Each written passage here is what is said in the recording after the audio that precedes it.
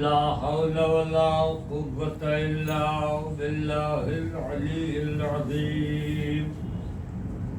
أعوذ بالله من الشيطان اللعين الرجيم. بسم الله الرحمن الرحيم.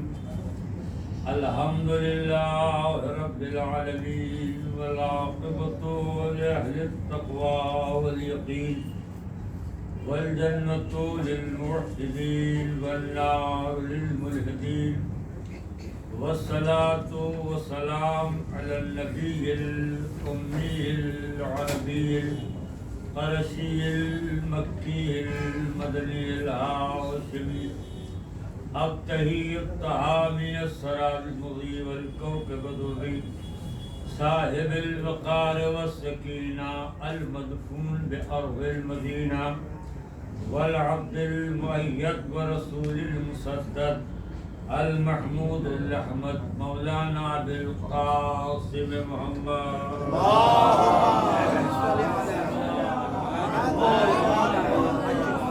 وآله الطيبين الطاهرين المعصومين المظلومين لا سيما على بقية الله الأعظم روحي وأرواحنا لمقدم الفداء ولعنة الله على أعدائهم أجمعين من يومنا هذا إلى يوم الدين. أما بعد فقد قال الله في الحديث القدسي وما كنت ضربت لعبادة كنت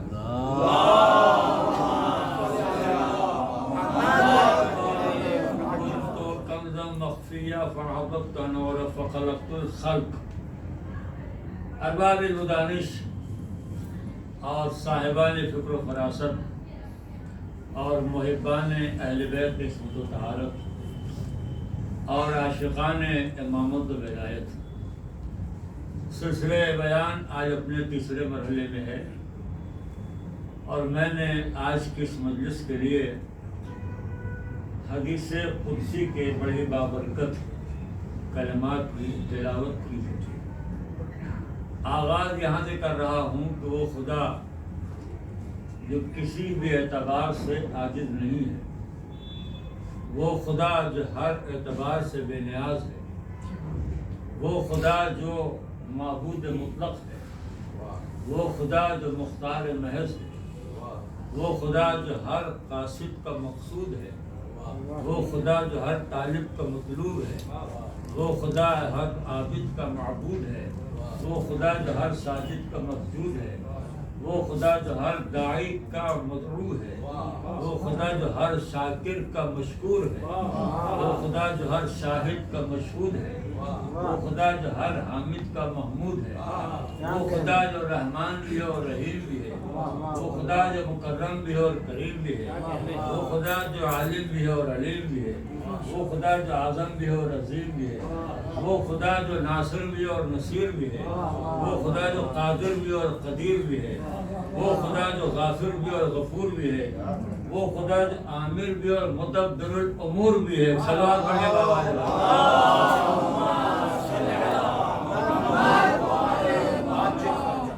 مختصر یہ وہ خدا جو اس کائنات آدم عالم کا بغیر کسی مددگار کے اکیلا سلطان ہے، جس کی توصیف کے لیے الفاظ کم اور عقل حیران ہے۔ صلوات پڑھیں محمد آل محمد۔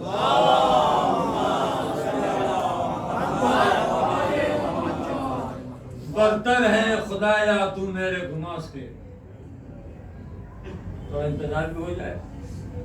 برتر ہے خدایا تو میرے گناہ سے، لاؤں میں تیرے حمد کو الفاظ کہاں سے۔ برتر ہے خدایا تو میرے گناہ سے، لاؤں میں تیرے حمد کو الفاظ کہاں سے، لاؤں میں تیرے حمد کو الفاظ کہاں سے۔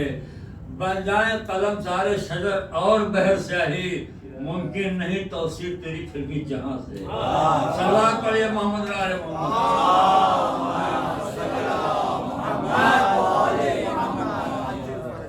تو میں نے اپنے بزرگوں اور بچوں کے سامنے جس حدیث کی تلاوت کی ہے، اس حدیث کو حدیث قدسی کہا جاتا ہے، اور علم حدیث کے روشنی میں اصطلاح میں حدیث قدسی اس کلام کو کہتے ہیں جس میں الفاظ رسول اللہ کے ہوں اور مفہوم اور معنی اللہ کے ہوں۔ آیت میں اور حدیث قدسی میں فرق یہ ہے کہ آیت میں معنی بھی اللہ کے ہوتے ہیں اور الفاظ بھی اللہ کے ہوتے ہیں۔ تشریف لائیں، ایک سوال پڑھیے گا آج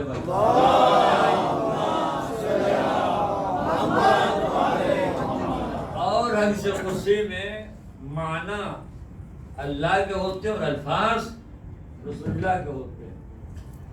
تو سرکار دو عالم کے الفاظ ہے اور معنی اور مفہوم اللہ کا ہے۔ ارشاد یہ فرما رہا ہے خدا مند عالم کہ میں نے چاہا کہ میں پہچانا جاؤں، کنتو کنزا مخفیہ، میں ایک چھپا ہوا خزانہ تھا، میں نے چاہا کہ میں پہچانا جاؤں۔ یہ حدیث اتفاقا میں پڑھ چکا، میں پڑھنا کچھ اور تھا لیکن چون کو پہلا لفظ زیادہ ہو گیا تو مجھے پورا کرنا پڑا۔ سربات پڑے گا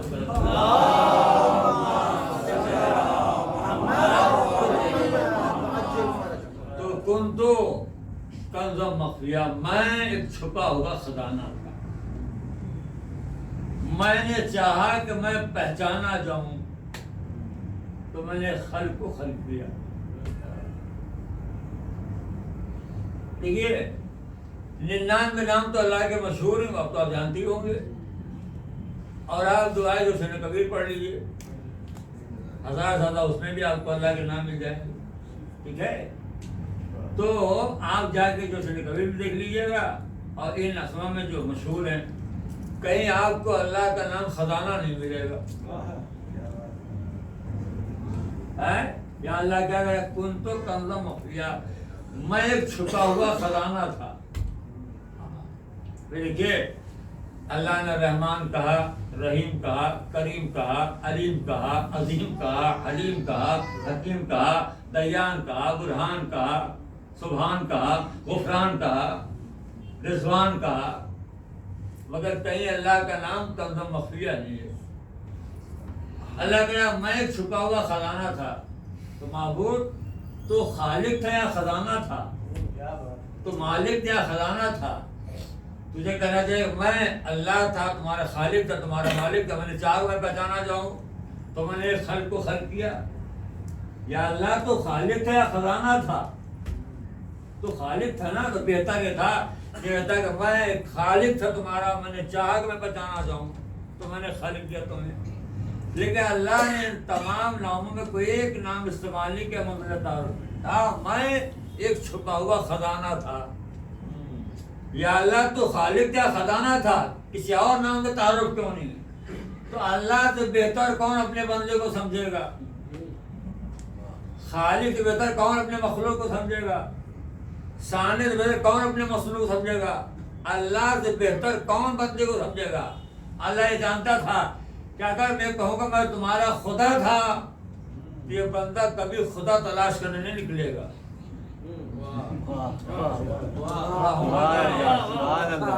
اگر اللہ کا میں تمہارا خالق تھا تو مخلوق کبھی خالق کو تلاش کرنے نہیں نکلتی۔ اللہ نے کہا ہم تمہارے خدا ہیں، ہم تمہارے مزاج سے واقف ہیں، تم خدا ڈھونڈو یا ڈھونڈو، خزانہ ضرور ڈھونڈو گے۔ صلوات پڑھیے محمد علیہ وسلم۔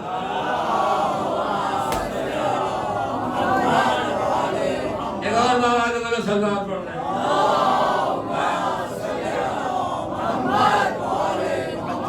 نعرے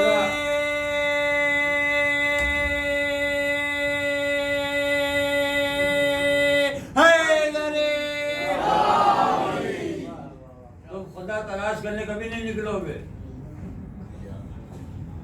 تو ہم تو واقعی میں تمہارے مزاج تھے نا، خدا نہیں ڈھونڈو گے مگر خزانہ جہاں نظر آئے گا تم لگ جاؤ گے ڈھونڈنے کے لیے۔ تو چلو میں خزانہ ہی ہوں، کم از کم تھوڑا وقت مجھے تو دو، مجھے بھی ڈھونڈو۔ اچھا دیکھیے کوئی ایسی بات نہیں جو آپ سنتے نہ ہوگا، آپ نے سنا ہوگا۔ جناب داؤد اللہ کے نبی بھی ہیں، رسول بھی ہیں، خلیفہ بھی ہیں اور صاحب کتاب بھی ہیں۔ نبوت، رسالت، خلافت سب کچھ آپ کے پاس ہے. جناب داؤد نبی تھے. اللہ نے داؤد کو خلیفہ ہی بنایا تھا, حکومت تھی جناب داؤد کے پاس. اور انداز حکومت کیا تھا آپ کو معلوم ہے؟ یہ پہلا نبیوں میں حاکم تھا جو راتوں میں اور دن میں بھیس بدل کر, لباس بدل کر اپنی رعایا سے حالات دریافت کرتا تھا. اور بڑے نمایاں انداز میں لکھا, اور اپنے بارے میں بتاؤ داؤد کا تمہارے بارے میں کیا خیال ہے. یعنی حاکم اپنے رعایا سے پوچھ رہا ہے کہ بتاؤ تمہارا حاکم کے بارے میں کیا خیال ہے. اکثر پوچھتے ہیں داؤد کے بارے میں کیا نظریہ ہے تمہارا, کیسے خلیفہ ہیں, کیسے حاکم ہیں. تو لوگ کہتے ہیں بہت اچھے حاکم ہیں, بڑے اچھے انسان ہیں, بڑا خیال رکھتے ہیں. یہ ان کا معمول ہے جناب داؤد کا. نکل جائیں, میں نے کہا بتاؤ داؤد کو تم جانتے ہو, کہ ہمارا حاکم ہمارا خلیفہ ہے. کیسے؟ بہت اچھے آدمی, بہت اچھے انسان.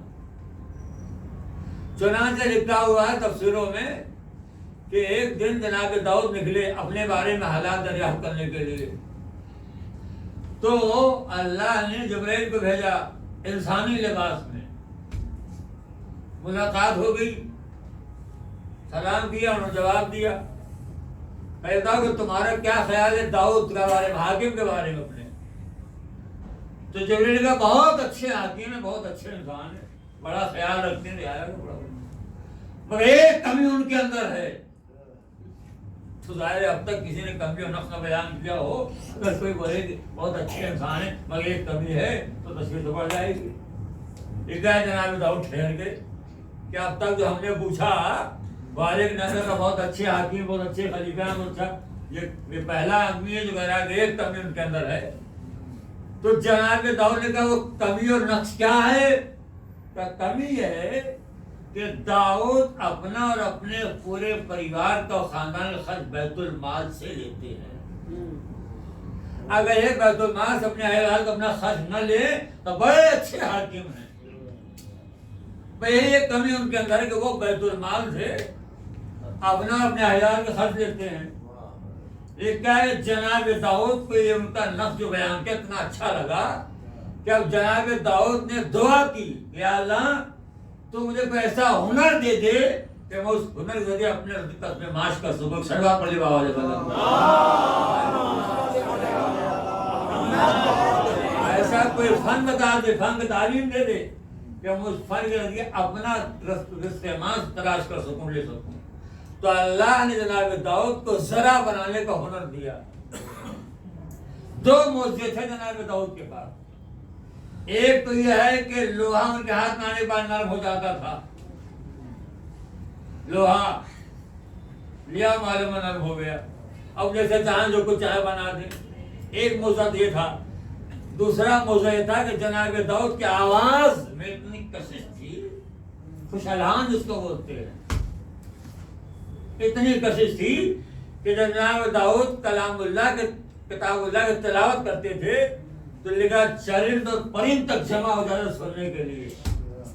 اور اگر دریا اور سمندر کے پاس بیٹھ کے اور تلاوت کرنے لگے تو لکھا کتابوں میں کہ دریا کی موجوں میں لہر پیدا ہو جاتی تھی.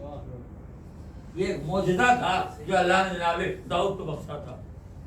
تو یہ مختصر انداز ہم نے تعارف کرا دیا تاکہ آپ جو بات میں کہوں اس پر ذرا آپ کی توجہ بڑھ جائے. تو جناب داؤد نبی ہیں, رسول ہیں, خلیفہ ہیں, حاکم ہیں. ایک بات جناب داؤد نے بات خزانے سے چلی ہے. جناب داؤد نے اللہ کی بارگاہ میں کہا کہ اللہ لکل ملک خزانۃ فانا خزانۃک, یا اللہ ہر بادشاہ کے لیے, ہر حاکم کے لیے ایک خزانہ ہوتا ہے. تیرا خزانہ کہاں ہے؟ تیرا مائک کی آواز تھوڑا بڑھائیں گے. ایک صلوات پڑھی بابا.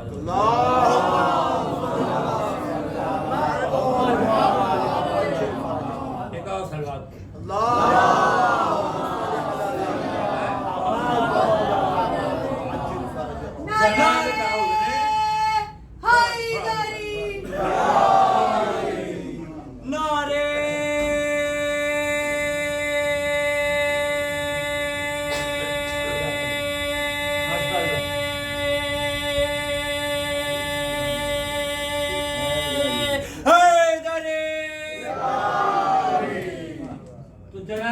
دعا مانگ رہے ہیں کہ اللہ ہر بادشاہ اور ہر حاکم کے پاس خزانہ ہوتا ہے. فائنا خزانہ کا، تیرا خزانہ کہاں ہے؟ جناب داؤد نبی ہے، رسول ہے، صاحب شریعت ہے، صاحب کتاب ہے، اور اللہ سے کرے یا اللہ ہر بادشاہ کے لیے تیرا خزانہ کہاں ہے؟ تو اللہ نے کہا لی خزانتی، میرا خزانہ اعظم من العرش، عرش سے بڑا ہے۔ میں ٹھہر ٹھہر کے پڑھوں گا تاکہ بات آپ کے ذہن میں محفوظ رہ جائے۔ جناب داؤد نے جو پوچھا تو اللہ نے کہا کہ لی خزانتی، میرا خزانہ اعظم من العرش، عرش سے بڑا ہے، اوسع من الکرسی، اور کرسی سے وسیع تر ہے۔ ابھی کرسی کیا ہے بھی بتانا پڑے گا، پھر کبھی موقع ملے گا تو۔ کہا کہ کرسی سے وسیع تر ہے، وہ اطیب من الجنہ، اور جنت زیادہ طیب و طاہر اور پاکیزہ ہے۔ وہ اعظم من الملکوت، اور ملکوت سے زیادہ مزین ہے۔ وہ ارضها المعرفت، اس کی زمین کا نام معرفت ہے۔ وسماؤها الایمان، اور اس کے آسمان کا نام ایمان۔ سبا پڑھے بابا نے بولے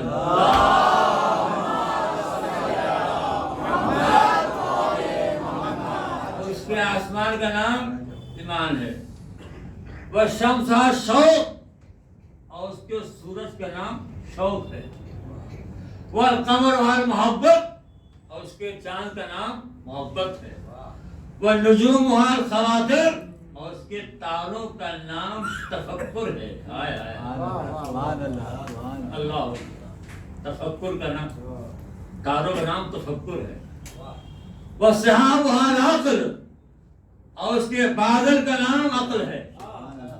ومطرها الرحمت، اور اس کے بارش کا نام رحمت ہے۔ واشجارها الطاعت، اور اس کے درخت کا نام اطاعت ہے۔ وثمرها المحبت، اس کے پھل کا نام محبت ہے۔ صلوات علی محمد علیہ محمد،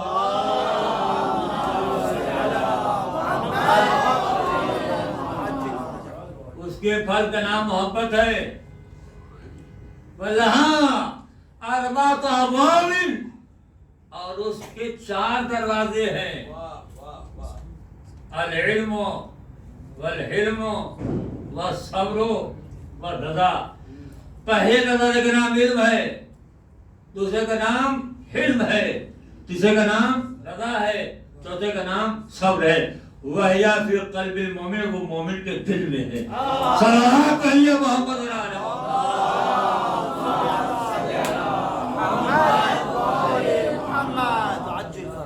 اور وہ مومن کے دل میں ہے۔ اتنا بڑا خزانہ کہاں، جانور کہاں ہے؟ کہاں مومن کے دل میں ہے۔ کبھی کبھی جب یہ نیٹ ورک کا زمانہ نہیں تھا تو پڑھا کرتے تھے کہ جناب ابن عباس نے مولا علی سے کہا، یا علی، چاہتے ہیں کہ آپ قرآن کی تفسیر بیان کر دیجئے تاکہ آنے والی امت جو ہے وہ تشنیع تفسیر قرآن میں رہ جائے۔ تو لکھا کہ مولا علی نے ابن عباس کو دعائیں دی۔ کہاں ملتے ہیں ایسے لوگ؟ اور اس کے بعد پھر بلایا اور مولا کائنات تفسیر قرآن بیان کرنا شروع کیا۔ ایک بسم اللہ الرحمن الرحیم کے تفسیر بیان کرنے کا آغاز کیا تھا، یہاں تک کہ لکھا ہے مرغان نے سحر نے اذان دینا شروع کر دی، سفید سحری نمودار ہو گئی۔ تو مولا علی نے ابن عباس کو دیکھا اور دیکھ کر ابن عباس وقت سمٹ گیا، اتنا تنگ ہے۔ ایک بسم اللہ کے تفسیر مکمل نہ ہوئی اور وقت تمام ہو گیا، صبح ہو گئی۔ میں مختصر یہ سمجھو کہ وہ سارے علوم جو اللہ کی آسمانی کتابوں میں ہیں، اور ان تمام علوم کو اللہ نے قرآن میں رکھا، اور قرآن میں جو کچھ ہے وہ اللہ نے سورہ حمد میں رکھا، جو سورہ حمد میں ہے اس کی بسم اللہ الرحمن الرحیم میں رکھا، اور جو کوئی بسم اللہ الرحمن الرحیم ہے وہ اس کے بے کے نقطے میں رکھا، وہ انا نقطہ طلبہ، وہ نقطہ میں حلیف جو بے کے نیچے ہے. ایک سلوات پڑھیے بابا علیہ وسلم.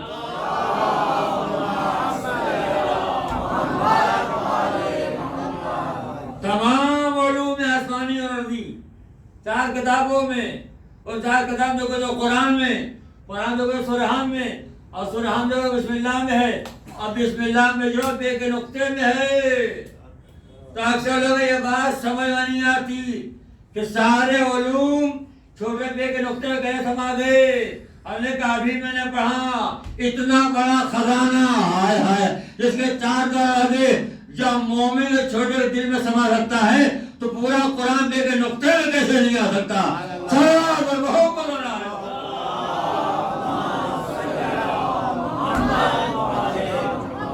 کیا کہا اللہ نے؟ میں نے چاہا کہ میں پہچانا جاؤں تو ہم نے خلق کیا کو. تو معلوم یہ ہوا کہ سرکار دو عالم اور بندے پاک کی خلقت کا مقصد ہے معرفت الہی. اللہ نے اپنے پہچانوا کے لیے انہیں خلق کیا ہے، تو انہیں خلق کیا کہ یہ اللہ پہچانا جائے، اور ہمیں خلق کیا ہے کہ ہم اس کی عبادت کر سکیں.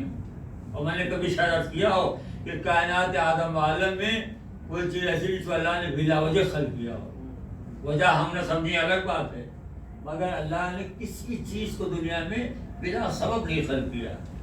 اور اللہ کی تخلیق میں کہیں کوئی عیب نہیں نکال سکتا. بے عیب خالق کا نام ہے خدا. اللہ انسان اللہ کی شاہکار تخلیق کا نام ہے. کائنات آدم عالم میں اللہ کی جتنی تخلیقات ہیں کسی ایک تخلیق میں انسان نقص نہیں نکال سکتا. بے عیب خالق کا نام ہے خدا. ایک مولوی صاحب تھے ہماری طرح جاہل آدمی، اور کسی دیہات میں تقریر فرما رہے تھے.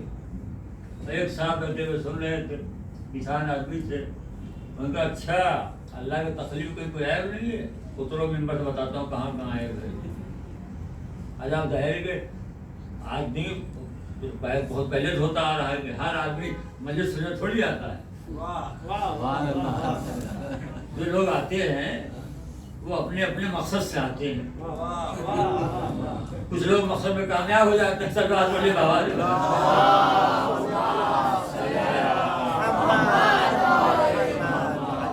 ممبر پہ آنے والوں میں بڑی بہت ہوشیار ہو کے آنا پڑتا ہے. ہر آدمی اپنے اپنے مقصد سے آتا ہے، کہاں کیا ملے اور عثمان کرتا اسے بنا دیا جائے. تو ہر طرح کے لوگ آتے ہیں. بڑی ہوشیاری کے ساتھ ممبر پہ آنا پڑے گا. آتے ہیں لوگ، لیکن بات کچھ ہوتی ہے اور کچھ بنا دیتے ہیں لوگ. تو وہ باپ بیٹھے ہوئے ان کا اچھا اتر کے بتاتا ہوں آپ کو. مولانا اترے، کہا ابھی آپ نے پڑھا کہ اللہ کی تخلیق کا کوئی عیب نہیں ہے. کہاں بے شک اللہ بے عیب خالق کا نام ہے. کہا مگر میں آپ کو اللہ کی تخلیق میں عیب دکھلاؤں گا. ارے استغفار کیجیے آپ، توبہ کیجیے، کیا بک رہے ہیں آپ؟ کافر ہو جائیں گے آپ. کہا تو ہم ہو جائیں گے تو بات کی چیز ہے، مگر میں کہہ رہا ہوں کہ اللہ کی تخلیق میں عیب ہے. ارے کہا نہیں بھائی آپ غلط بول رہے ہیں، یہ کیا کہہ رہے ہیں آپ؟ انسان باہر ہو جائیں گے. کہا میں کہہ رہا ہوں میں آپ کو دکھلاؤں گا اللہ کی تخلیق میں عیب. تو انہوں نے کہا اگر آپ کو اتنی شوق ہے اللہ کی تخلیق میں عیب دکھلانے کا، دکھلائیے. کہا یہ چلیے میرے ساتھ. کسان آدمی تھے، مولانا کو لے گئے اپنے یہاں کھیت میں. اتفاق سے انہوں نے کدو وہ رکھا تھا. کہا مولانا یہ پھل جو آپ دیکھ رہے ہیں یہ کتنے کلو کا ہوگا؟ ارے کہنے کم از کم 10 کلو سے کم تو نہیں ہوگا. ٹھیک ہے. کہا پھل 10 کلو کا؟ ہاں پھل 10 کلو کا ہے. کہ اس کا یہ جو درخت ہے پیڑ یہ کتنے گرام کا ہوگا؟ کہا ارے مشکل نہیں ہوگا، زیادہ درخت 250 گرام کا ہوگا. کہا 250 گرام کا پیڑ اور 10 کلو کا پھل ہے، اسے ذہن میں رکھیے گا. 10 کلو کا پھل اور 250 گرام کا پیڑ. ٹھیک ہے آئیے چلیے اور چلتے ہیں. اتفاق سے انہوں نے باغ بھی تھا ان کا، اور ایک کوئی بہت 70-80 سال پرانا تیکھے کا درخت تھا. وہ پرانا 70 سال پرانا کیچے کا درخت. تو کہا مولانا یہ کیا ہے؟ کہا یہ تو کیچے کا درخت ہے, یہ پھل لگا ہوا ہے, یہ کتنے گرام کا ہوگا؟ کہا یہ مشکل سے 200 گرام کا پھل ہوگا. کہا وہ پیڑ کتنے کلو کا ہے؟ کہا ارے پیڑ کو تو کوئی تول بھی نہیں سکتا, کنٹرولوں میں ہے یہ بھائی. کہا وہاں پیڑ 250 گرام کا اور پھل 10 کلو کا, اور پیڑ کنٹرولوں کا اور پھل 250 گرام کا. کیا آپ کو اللہ کی تخلیق میں عیب نظر نہیں آتی؟ یہ تو خالق ہے. 250 گرام کا پیڑ اور 10 کلو کا پھل لگا دیا, اور اتنا زبردست پیڑ اور 200 گرام کا پھل لگا ہوا ہے. ابھی وہ بات ہی کر رہے تھے کہ کوئی بندر اوپر تھا, ایک پکا ہوا کہتا اس نے توڑا, اور اتفاق کی بات یہ ہے کہ ان کے سر جا کے گرا تو وہ جناب ہائے کہہ کے ہٹے. تو مولانا کا اب سمجھ میں آیا کہ اللہ کی تخلیق میں کوئی عیب نہیں ہے. اگر یہ 10 کلو کا پھل ہوتا تو بھیجا باہر آ جاتا. صلوات پڑھیے محمد آل محمد.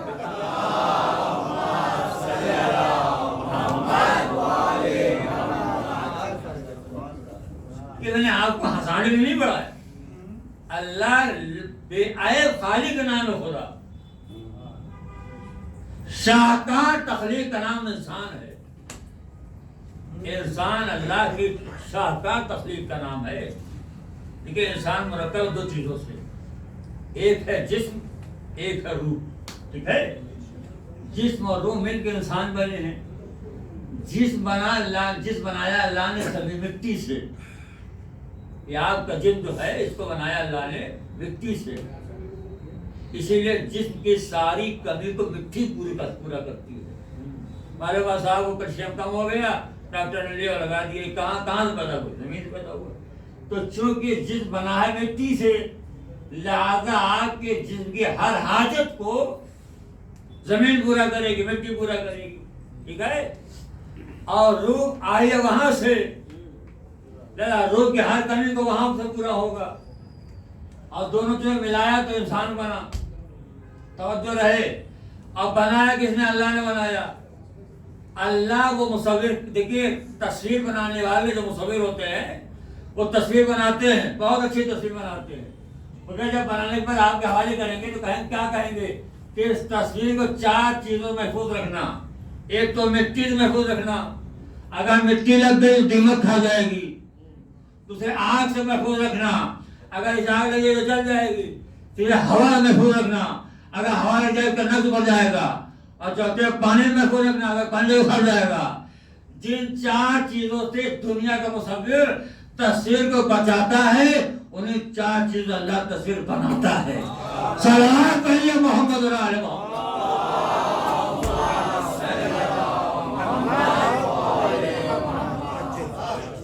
اور نہیں فرمایا یہ آپ کا جو وجود ہے عناصر اربعہ سے بنا ہوا ہے. تو جن 4 چیزوں تصویر کو بچاتا ہے دنیا کا مصور, انہیں 4 چیزوں سے اللہ تصویر بنائی بھی حق کی.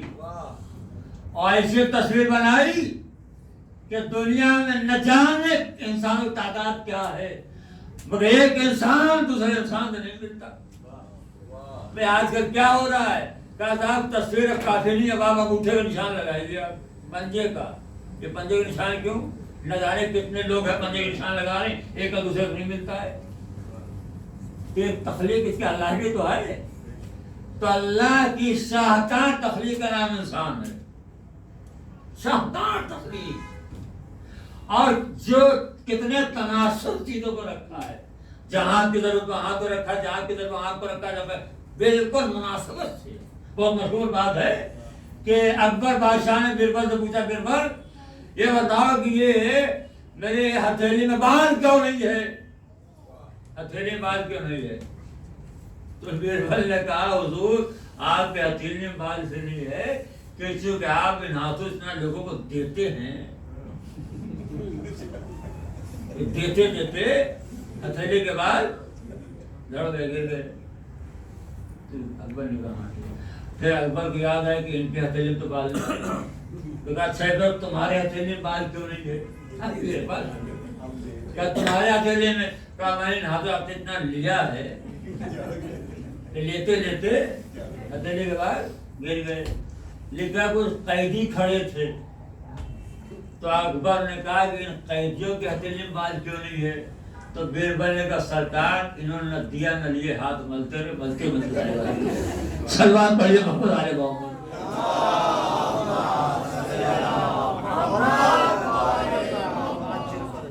تو انسان اللہ کے شاہکار تخلیق کا نام,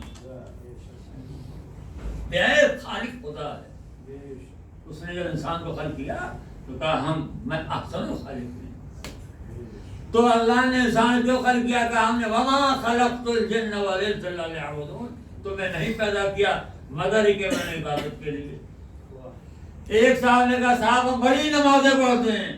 ہم نے کہا نمازیں پڑھتے تو نمازی تو آپ کو پیدا کیا گیا ہے, تمہیں احسان کیا کرتے ہیں آپ؟ تو سوال یہ پیدا ہوتا ہے کہ اگر کوئی کہے صاحب ہم بڑی عبادت کرتے ہیں تو آپ کی تو خلقت ہی عبادت کے لیے ہوئی ہے. ناز کاہے کا ہے, غرور کاہے کا ہے؟ اللہ نے کہا نہیں پیدا کیا مگر یہ کہ عبادت کے لیے. تو آپ کسی کو اپنی عبادت پر غرور نہیں کرنا چاہیے, اس لیے وہ تو آیا ہی عبادت کرنے کے لیے. اور عبادت کیجیے تو بامعرفت عبادت ہو. ایک صاحب تھے, ان کو عبادت کرنے کا شوق کچھ زیادہ تھا. ایسے بھی لوگ بڑے کبھی کبھی بیماری بن جاتے ہیں معاشرے کے لیے. کچھ زیادہ تھا, ہر وقت سجدہ, ہر وقت نماز, ہر وقت سجدہ. اتنا عبادت کا شوق تھا انہیں کہ ایک دن ان کی زبان پر یہ بات آ ہی گئی. کہا پروردگار ہم نے تیری اتنی عبادت کی کہ جو حق تھا عبادت کو وعدہ کر دیا. اللہ جو حق تھا وعدہ کر دیا, چلو کیا کریں ہم؟ کہ یا اللہ اب تو میں اس بات کا مستحق ہوں کہ جنت میں اعلیٰ مقام مجھے تو دے. دعا کر رہے ہیں. اس طرح کی دعا یہ بیوقوف ہونے کی علامت ہے. آپ کو اپنی عبادت بنا اللہ سے دعا مانگے, بے تکی دعا. عبادت نہیں کہ اللہ میں مستحق ہوں مجھے جنت میں اعلیٰ مقام بخشے. ٹھیک ہے, تو یہ اس کی بارگاہ میں یہ توہین ہے. کیوں کہا کہ اتنی عبادت ہم نے کی کہ اللہ تو ہمیں جنت میں اعلیٰ مقام بخشے. لیکن اللہ کو ان کی عبادت کی قیمت و حیثیت بتانی تھی, تم نے کیا کتنی عبادت کی.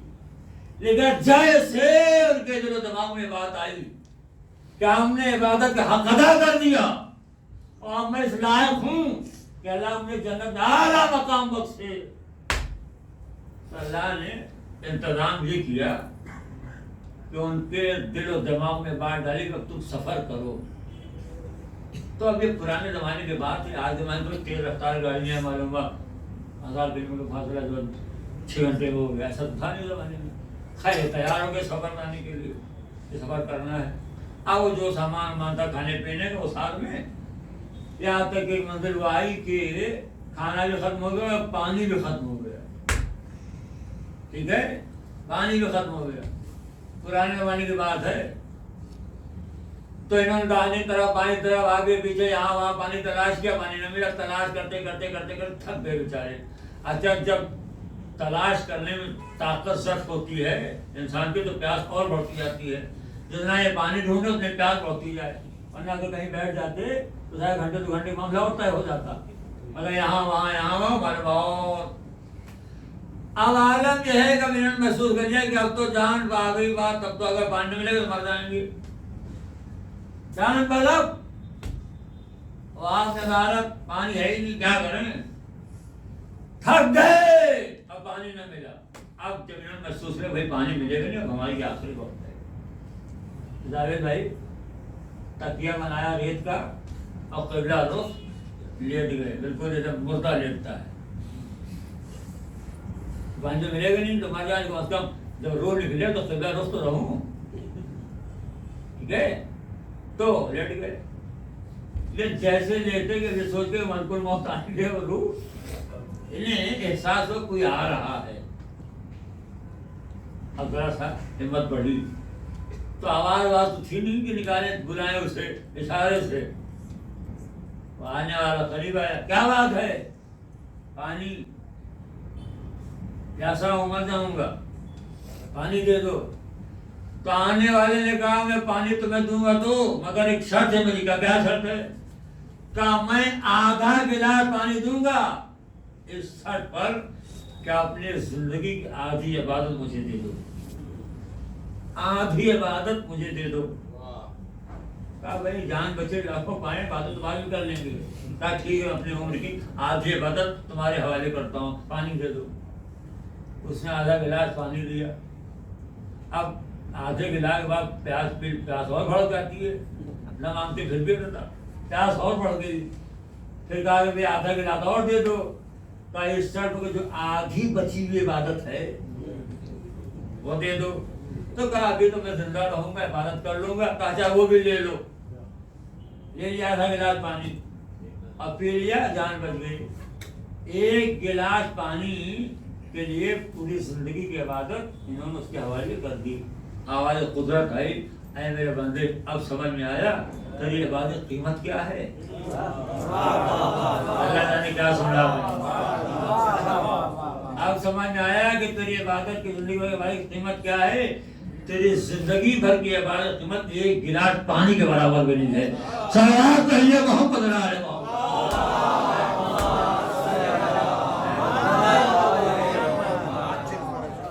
سوچ تو نے کتنی نعمت پانی کتنا استعمال کیا ہوگا۔ تو کسی بھی انسان کو اپنے کسی بھی عمل پر ناز و فخر نہیں کرنا چاہیے۔ اتنی نعمتیں اللہ کی ہیں جو اللہ نے ہمیں آپ کو دی ہیں کہ اللہ کی نعمت پر شکر کرنا بھی نعمت ہے۔ ابھی جملہ تشریح طلب ہے، یعنی آپ کسی نعمت پر شکر کر رہے ہیں کہ آپ کو شکر کرنا بھی ایک نعمت ہے۔ ایک سلام پڑھیے بابا علیہ وسلم۔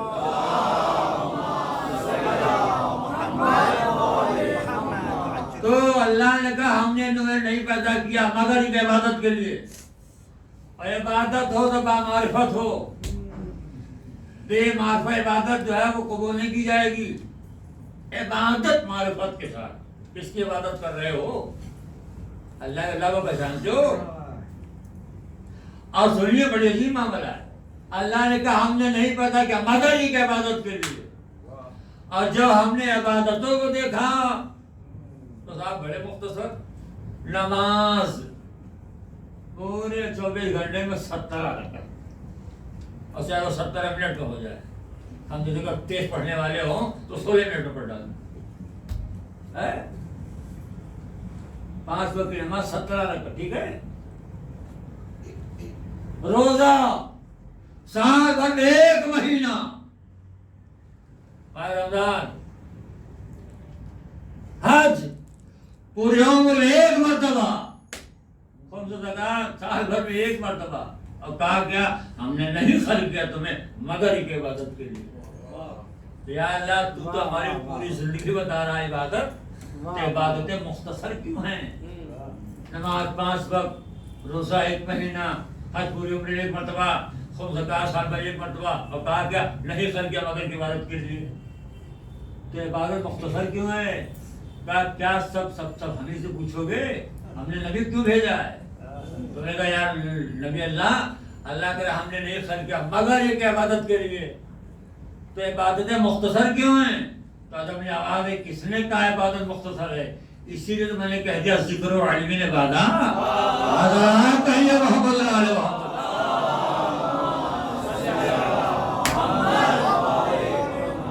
ذکر و علم نے بادا، علی کا ذکر عبادت ہے۔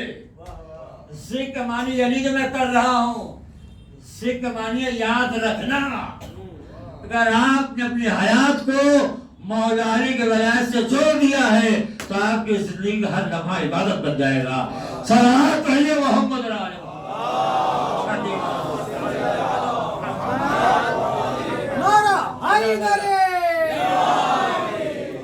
یاد علی سے اپنے آپ کو جوڑ دیجیے، آپ کی زندگی کا ہر لمحہ عبادت بن جائے گا۔ اور توجہ طلب بات ہے، اللہ نے جب ماہ مبارک رمضان میں روزہ واجب کیا تو کہا سنو، حضور کی حدیث ہے، خطبہ شعبانیہ پڑھ لیجیے، ماہ مبارک رمضان کے مکمل فضائل بیان کیا حضور نے۔ اسی میں جملہ اتنا مقدس مہینہ ہے رمضان کا، اس مقدس مہینے میں کیونکہ تم سو رہے ہو تو تمہارا سونا عبادت ہے، فیہ نومکم عبادت۔ اتنا مقدس مہینہ رمضان کا ہے کہ اگر تم سو گئے تو تمہارا سونا عبادت ہے۔ ہائے ہائے ہائے، ایک جملہ کو شاید بندہ بول دے، ماہ مبارک رمضان میں کہاں سونا عبادت ہے؟ اے بھیا، جب ماہ رمضان میں سونا عبادت ہے تو کوئی تو ایسا مہینہ جس میں جاگنا عبادت ہو۔ ہائے ہائے ہائے، نہیں بول کے بندے، کوئی تو ایسا مہینہ ہو جس میں جاگنا عبادت ہو تو مجھ سے سنیے، رمضان میں سونا عبادت ہے، محرم میں جاگنا عبادت ہے۔ صلوات پڑھیے محمد علیہ۔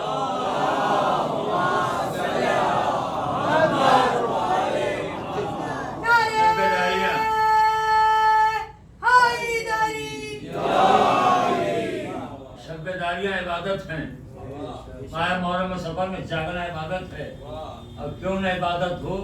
اگر ماہ محرم نہ ہوتا تو ماہ رمضان کا تقدس مٹ جاتا۔ ماہ رمضان کو ماہ رمضان بنایا ہے ماہ محرم نے۔ اگر ماہ محرم نہ ہوتا تو یزید رمضان کے تقدس کو مٹا دیتا۔ یہ نماز، یہ روزہ، یہ حج، یہ خانہ کعبہ، یہ دین قرآن، ان سب کو بچایا ہے امام حسین نے، ماہ محرم نے بچایا ہے۔ ماہ محرم کی عظمت کو سمجھیے، یہ کائنات میں جتنی چیزیں آپ دیکھ رہے ہیں جن سے آپ وابستہ ہیں، ان تمام چیزوں کو بچایا ہے ماہ محرم نے، مقدس چیزوں کو ماہ محرم نے۔ اگر ماہ محرم نہ ہوتا تو یزید نماز کو جام شراب میں ڈبو دیتا، رمضان کا تقدس مٹا دیتا، خانہ کعبہ کو استقبال بنا دیتا۔ ان تمام چیزوں کو بچایا ہے اس ماہ محرم نے۔ اور کیا آپ نے، اور میں اس کا بھی اکثر جو ہے پڑھا کرتا ہوں، یہ دماغ سے آپ کو نکال دے دو کہ امام حسین نے کربلا میں نماز کے لیے قربانی کی تھی نا۔ آپ کون ہوتے ہیں مقصد شہادت امام بیان کرنے والے؟ امام نے خود مقصد شہادت بیان کیا ہے۔ پوچھا کہ ہم نے کیا کوئی حلال کو حرام کر دیا، حرام کو حلال کر دیا، کیوں ہمارے قلب آمادہ ہو گئے؟ کیا جواب ملا؟ بغضاً لابیک، تمہیں قتل کریں تمہارے باپ کی دشمنی میں۔ یہ تو ہے، کیا کہا؟ تمہیں کریں تمہارے باپ کی دشمنی میں۔ تو اصل میں یہ جو لوگ تھے یہ ولایت کے دشمن تھے۔ امام نے قربانی کیوں دی؟ کہ نماز کے لیے سارے پورا لشکر یزید نماز پڑھ رہا تھا۔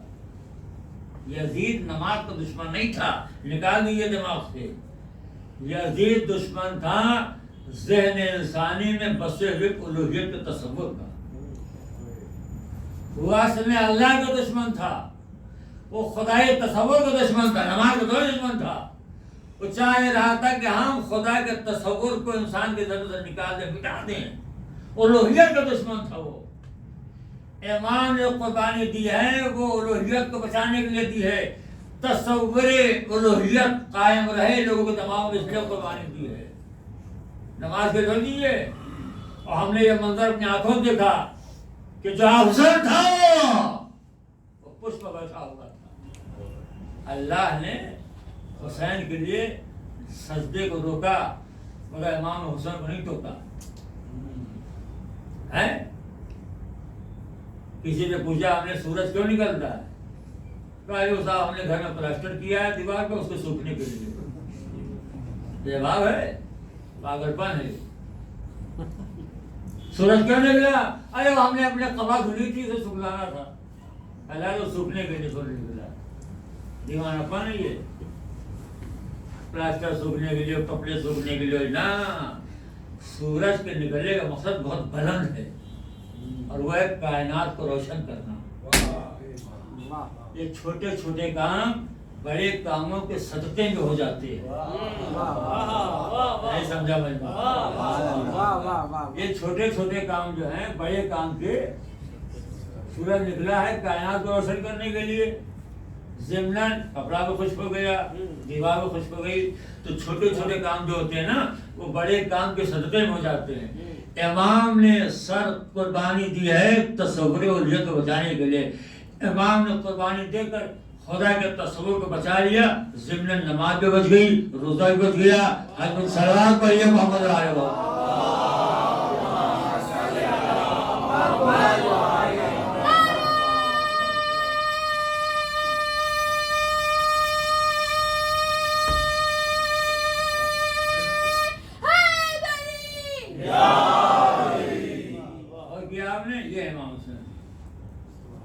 اتنی عظیم قربانی ہے اور آپ اس عظیم قربانی کو فکر نہ کیجیے. امام نے جو اپنے آہستہ قربان کیا ہے تو کسی بڑے مقصد میں قربان کیا جائے گا, چھوٹے مقصد پھر کیوں نہ لیا جائے گا. حسین کسی معمولی ذات کا نام ہے, حسین اس ذات کا نام ہے اس کے لیے حضور نے کہا حسین مجھ سے ہے اور میں حسین سے. امام قافلہ لے کے جو 28 رجب کو کربلا لینے چلے, بڑے بڑے عظیم مقصد کو بچانے کے لیے چلے. اور کیا آپ نے منزل مساجد میں قریب ہو گیا. یہ فرش ادا, یہ مجلسیں, یہ شب بیداریاں, یہ تبرکات, یہ سب محترم ہیں. اور کوشش کیجیے کہ اس طرح کا مجالس میں جہاں موقع ملے وہاں پہنچ گیا. اس لیے کہ جب مجلس بیان ہوتی ہے اور فضائل پڑھے جاتے ہیں تو ظاہر ہے کہ فضائل چاہے کتنے ہی پڑھ دیے جائیں لیکن جب تک مصائب میں پڑھا جائے اس وقت تک کوئی خوش ہو یا نہ ہو. وہ دکھیا ماں خوش نہیں ہوتی ہے جس نے کہا تھا اپنے لال پر روئے گا کون. اور میں کہوں تو میری زبان گجا, میرے امام فرماتے ہیں میری جدہ فاطمہ فقیر چل کر پہلے شام جاتی اور بیٹی کے روزے میں ڈالے ہوئے بیٹی تیرے بھائی کے چاہنے والے فرش ادا بچھائی, کیا تو نہ چلے گی؟ تو وہاں جناب زینب چلتی ہے اور چند پلے میں ٹھہر جائے. ماں ذرا ٹھہرے. بیٹی کیوں؟ پہلے ہی پر ایک قید خانہ ہے, قید خانے میں چھوٹی بھتیجی موجود آتی ہے. بیٹی سکینہ کیا تو نہ چلے گی؟ تیرے باپ کا چاہنے والے فرش ادا بچھائی ہے. لکھا وہاں جناب سکینہ چلتی ہے. 3 بیویاں مجلسوں میں آتی ہیں اور وہاں جا کے بیٹھ جاتے جہاں خواتین بیٹھتی ہیں, جہاں خواتین بیٹھتی ہیں. میں کہوں اے خواتین تو کہوں میری ماؤں بہنوں, جب مسائل بیان ہو جس کا خیال ہے شاید تمہارے پہلو میں حسن میں دکھیا بیٹی بیٹھی ہے, اور جب تک ذاکر فضائل پڑھتا ہے بیویاں بیٹھی رہتی ہیں, اور جب ذاکر مسائل پڑھتا ہے چاہنے والے بلند آواز سے روتے ہیں. یہ چھوٹی بچی کھڑی ہو جاتی ہے. اے پھوپھی اماں یہ کون لوگ جو میرے باپا کو رو رہے ہیں؟ اے پھوپھی اماں یہ کون لوگ جو میرے بابا کو ماتم کر رہے ہیں؟ تو جناب زنب کی دے بیٹی تیرے بابا کے چاہنے والے ہیں. تو بات سے کہنے کہ یہ پھوپھی اماں اگر یہ کربلا میں ہوتے مجھے تماشے نہ لگتے, میرے گوشوارے نہ چھڑتے. ہاں بات بیدا آج کی مجلس وابستہ ہے امام کو اس مہمان کا نام بہت ہے. عزیزو, خود سے بڑا کوئی خاطی نہ تھا, خود سے بڑا کوئی گنہگار نہ تھا, خود سے بڑا کوئی معصیت کار نہ تھا. آپ مجھے بتائیے راستہ کس نے روکا تھا؟ خود نے روکا تھا. لجام فرد ہاتھ کس نے ڈالا تھا؟ خود نے ڈالا تھا. کہا کہ فرزند رسول گھوڑے نیچے اترے کس نے کہا؟ خود نے روکا ہے. ارے خوراک کھانے کس نے ہٹایا؟ خود نے ہٹوائے ہیں. پہلی مرتبہ علی کی بیٹیاں روئی کس لیے روئی ہیں؟ خود کی وجہ سے روئی ہیں. اور آپ کو معلوم ہے جب خود نے 1000 سپاہی لے کر آیا اس نے ماں کا راستہ روکا اور لگام پر ہاتھ رکھا اور کہا کہ فرزند رسول گھوڑے زمین پر اتر آئیے, تو امام نے خود کو بغور دیکھا اور دیکھ کر اور میں سمجھ رہا تو مجھے گرفتار کرنے آیا ہے. اور اتنا بتا دے کہ اتنے جو تم نے جملے ادا کیے کہ فرزند رسول گھوڑے زمین پر آئیے, اتنے جملے ادا کریں تیری زبان میں لکنت کیوں ہو رہی تھی؟ تو کہا کہ فرزند رسول بہت دور سے آپ کو تعاقب کرتا آ رہا ہوں اور ایسے راستے گزرا ہوں جہاں پانی نہیں ملا اور پیاس میں زبان اکڑ گئی ہے, لب خوش ہو گئے ہیں تو میں نے کہا اچھا پیاسے ہو؟ جب کہا ہاں تو امام نے آواز دی بھیا عباس خور کے پیاسے لشکر پر ابر کرم بن کے برس جاؤ۔ پیار بار بھی حکم ملا، جناب عباس نے مشق لی اور ہاتھ کوزے کو لیا اور آگے بڑھے۔ آج ایک عباس ہے پلانے والے، 1000 سپاہی کو 2000 ہاتھ اٹھے، عباس ہمیں پانی دو، عباس ہمیں پانی دو، عباس ہمیں پانی دو۔ کل کربلا میں اکیلا عباس، ہزاروں کا لشکر، ایک قطرہ پانی خیمے تک نہیں جانے دیں گے۔ آواز گریا بلند ہے، اللہ انہاں کو اپنے رحمت نازل فرمائے۔ اے ارباب ادا، جناب عباس پیاسے لشکر کو پانی پلا رہے ہیں۔ ایک بار جناب عباس نے کیا دیکھا کہ امام ایک مشق لیے ہوئے بہت دور جا کے بیٹھے کسی کا انتظار کر رہے ہیں۔ جناب عباس ہے آقا یہاں کس کا انتظار کر رہے ہیں؟ کہے بھیا عباس میں اپنے علم امامت کا روشنی میں دے رہا ہوں، خور کے لشکر ایک پیاسا سپاہی ہے جو بہت پیاسا ہے، اس لیے یہاں آ گیا شاید وہاں پہنچتے پہنچتے کہ پیاس سے مر نہ جائے۔ اس کا نام علی محاربی تھا۔ آیا لکھتا ہے کہ اتنا پیاسا تھا کہ صحیح طریقے سے چلو نہیں بنا پا رہا تھا، تو امام نے کہا تو زحمت نہ کر چلو بنانے کا۔ ایک بار اس کے دہن کھولا، امام نے اس کا دہانہ دہن سے لگایا۔ ایک بار جناب عباس ہے آقا ہم نے پانی پلا لیا۔ امام نے کہا بھیا عباس ہر سپاہی کے ساتھ ایک جانور بھی سوڑے ہیں، ان کے جانور تو پیاسے ہیں نا، یہ اچھی بات نہیں کہ انسان تو پانی پیے اور جانور پیاسے رہنے پانی پلاؤ۔ جناب عباس ان کے گھوڑوں کو پانی پلایا۔ احساس سے بتائیے جتنا پانی امام نے خود کے پیاسے لشکر کو پلا دیا، اگر امام بچا کے رکھتے تو کیا آسود جناب سکینہ پیاسے رہتی؟ امام نے اپنا سارا رکھا ہوا پانی پلا دیا اور خود پیاسے رہے۔ اور ایک جملہ امام نے کہا کل ہم نے تمہیں پانی پلایا تھا، آج تمہیں پیاسا مار۔ اور میرے عزیزو اس کرم کا نتیجہ کیا نکلا؟ اس کرم کا نتیجہ کیا نکلا؟ لکھتا ہے کہ صبح عاشور تک اور یزید کے لشکر میں شامل تھا۔ جب صبح عاشور نمودار ہوئی اور شبیہ رسول جناب اکبر نے اذان دی اور یہ آواز اذان کے ہور کے کانوں تک پہنچی تو یہ کہا ہور بیٹھا تو کھڑا ہو گیا، پھر کھانا رہ گیا بیٹھ گیا، پھر آیا کسرے ساتھ کے پاس اور کہتا ہے کہ تم لوگوں نے کہا تھا ہم سے گرفتار کر کے لانا، یہ ہر ایک قتل کی بات کیوں کر رہا ہے؟ ایک بار کسرے ساتھ نے کہا ارے ہو یہ تازہ خط آیا ہے، ہاتھوں میں خط رکھا، یہ اور خط پر رہا لکھتا ہے جس نے گرفتار کیا پہلا حملہ وہی کرے گا۔ خود نے خط کو رکھا، آیا لکھتا ہے جب خیمے کے اپنے آیا توڑ کر جوان بیٹا خیمے باہر آ رہا تھا، اس نے باپ کو آتے دیکھا تو ہم نے وہ پھر لیا اور پلٹ کے آیا۔ اے میرا کیا باپ سے ناراض ہو؟ اے باپ میرے کا بابا اگر ناراض ہو تو کیا کرو؟ اے بابا جناب بھیڑ کے لائے ہیں نا، اب ان کے بچنے کوئی طریقہ نظر نہیں آ رہا ہے۔ کبھی کیا کہا کہ ہاں میرے بابا بار لیا تھا، کہا موٹا بیٹے نے کہا بابا کیا آپ دیکھنا چاہتے؟ ہاں بیٹا۔ لکھتا ہے کہ ہور نے اپنے بیٹے نے ہور کے ہاتھوں کو پکڑا بیٹے نے اور لے کے چلا وہاں کہ امام کے خیمے لگے تھے، قریب میں لایا، کہا بابا خیمے میں کوئی آواز آ رہی ہے؟ کہاں آواز آ؟ کہا کیسی آواز آ رہی ہے؟ کہا کوئی کہہ رہا ہے چچا پانی، کہہ رہے بابا پانی، کہہ رہے آقا پانی، اللہ دار ہار پیار ہار پیار۔ اے ارباب اللہ یہ جملے ہور نے سنے، ہور سراہا نہ گیا، لکھا ہور روتا ہوا واپس آیا۔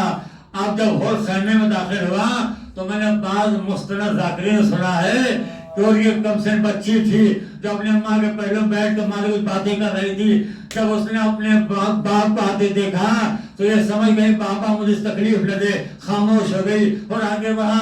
آگے بڑھ کے بیٹی ماں سے کیا باتیں ہو رہی ہیں؟ کہا بابا اگر سچ سچ بتا دوں تو کہا مجھے ماریں گے تو نہیں؟ کہا نہیں بیٹی گئی ہوں تو میں ماروں گا۔ کہے بابا کل شام کو سارے سپاہیوں کے خواتین اور میری ماں ہم سارے فراق پانی پینے گئے تھے، اے بابا قسم کھا گئے تھے سب نے پانی پیا مگر میری اماں نے پانی نہیں پیا۔ اے ارباب ادا ایک بار بچی کہتی ہے بابا سارے خواتین کے ساتھ ماں تو واپس آ گئی مگر میں نے دیکھا جو خیمے لگے ہوئے ہیں ایک خیمے کے سامنے ایک میرے عمر کی بچی تھی ایک بار اس کا نام سکینہ تھا اور جب مجھے دیکھا سارا مجھے بلایا میں جب گئی نا تو بچے مجھے خیمے میں لے گئی جب میں خیمے میں گئی بابا میں نے یہ منظر دیکھا ایک کیا دیکھا کہے بابا نے دیکھا ایک جھولا ہے اس میں ایک 6 ماہ کا بچہ لیٹا ہوا ہے ارے پیار سے جس کے اللہ کو بنائے ہوئے ہیں ارے مٹھیاں بند تھی اور بچی نے کہا اگر میرے بھائی کو پانی مل جاتا تو میرا بھائی بچ جاتا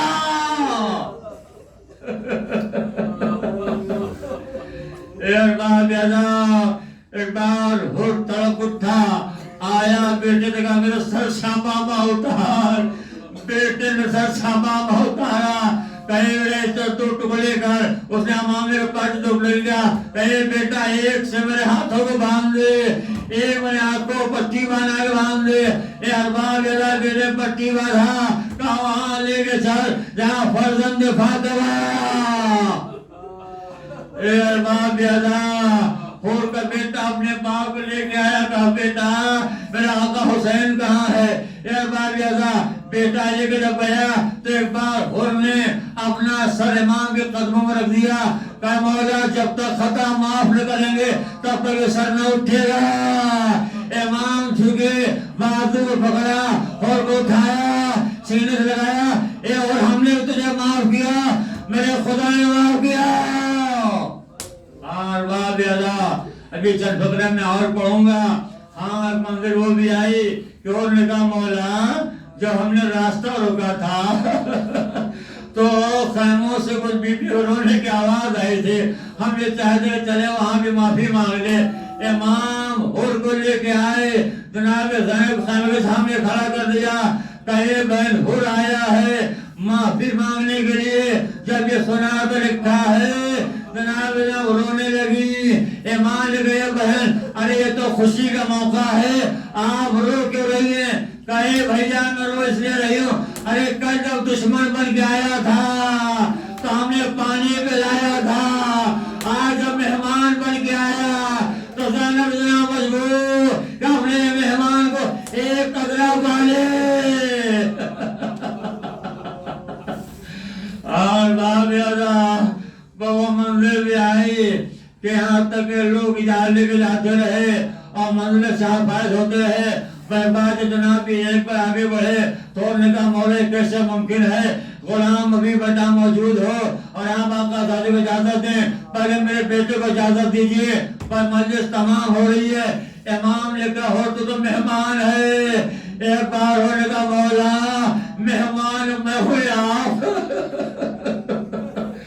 ہاں بار امام نے اجازت دی اور کا جوان بیٹا مقتل میں آیا اور کے بیٹے نے جہاد کیا ایک منزل وہ بھی آئی جب زخموں کی تاب نہ لا سکا گویا زمین میں گرا آواز دی اے بابا اور باب یادا اور کے بیٹے نے اپنے باپ کو آواز دی مدد کے لیے پکارا آپ ذرا ساتھ بتائیے کوئی باپ ہو نہایت ضعیف ہو بیمار ہو علیل ہو اور اس کے کمر میں جمی ہوئی ہو لیکن کوئی جوان بیٹا مدد کے لیے پکارے تو جوان بوڑھا باپ بڑے تیز کے ساتھ بڑھے گا میرا بیٹا مجھے پکار رہا ہے لیکن جب بیٹے نے پکارا تو انہوں نے ایک مرتبہ اپنے آپ کو نہ کیا اور وہ تیز میدان جانے پڑے لیکن اور حیرت میں بڑھ گیا جب ہور سے پہلے غریب کربلا امام حسین پہنچ گئے تھے اور کے بیٹے کے سر کو اپنے زانوں کی آواز دے رہے تھے اے پروردگار یہ ہر کی قربانی نہیں یہ مجھ حسین قربانی یا اللہ سے قبول کر لے اور باب یادا اور یہ منظر دیکھ کر حیرت بڑھ گیا اللہ اللہ دیکھتا رہا وہ ایک منزل آئی